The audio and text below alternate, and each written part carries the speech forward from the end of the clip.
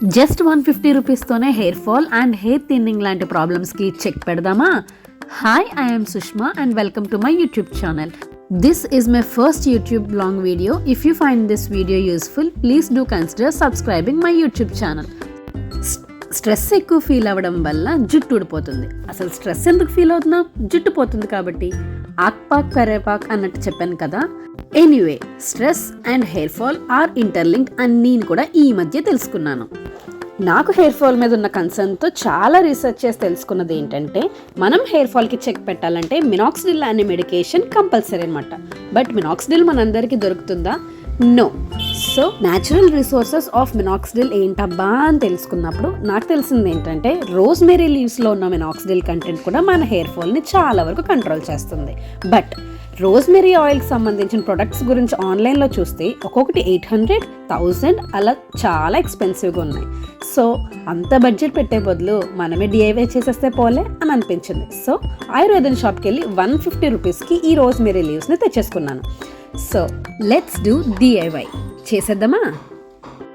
ఒక clean bowl తీసుకుని అందులో మీకు నచ్చిన క్యారియర్ ఆయిల్ని యాడ్ చేయొచ్చు. నేనైతే కోకోనట్ ఆయిల్ యాడ్ చేశాను. తర్వాత 1 to 2 టేబుల్ స్పూన్ వరకు ఆముదం నూనె వేసుకోవచ్చు. 1 టేబుల్ స్పూన్ ఆఫ్ రోజ్మెరీ లీవ్స్ని కూడా వేసేసాను.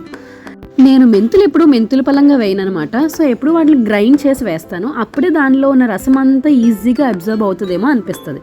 So 1 to 1.5 spoon of grind చేసిన మెంతులను కూడా వేసేసాను. ఆ తర్వాత ఒక గుప్పుడు కరివేపాకును కూడా అందులో వేసేసాను. నేను ముందే ఆ కరివేపాకులను కడిగేసి ఎండబెట్టేసి ఆరబెట్టేసి వేసానన్నమాట. ఆ తర్వాత ఒక గుప్పడు మందార పువ్వులను వేసుకున్నాను.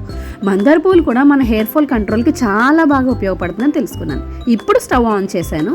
ఆన్ చేసి ఆ రెడ్ కలర్ మందార పువ్వులు ఏవైతే మెరూన్ కలర్లోకి వచ్చేంత వరకు హీట్ చేశాను. గుర్తుపెట్టుకోండి, సిమ్లో పెట్టి చేసుకున్నాను నేను. స్టవ్ ఆఫ్ చేసేసిన తర్వాత ఆ మిశ్రమాన్ని అలా 6 అవర్స్ పాటు పక్కన ఉంచేస్తాను. ఎందుకంటే అందులో ఉన్న ఇంగ్రీడియంట్స్ అన్నీ ఆ ఆయిల్లోకి దిగాలి కాబట్టి. తర్వాత ఆ ఇంగ్రీడియంట్స్ అన్నిటిని వడకెట్టుకొని ఒక చిన్ని డబ్బాలోకి మార్చేసుకున్నాను. మసాజ్ చేస్తూ హెయిర్కి అప్లై చేయడం వల్ల ఇంకా బెనిఫిట్స్ ఉంటాయని తెలుసుకున్నాను. I hope this video is really useful to you. Thank you for watching the video. Bye.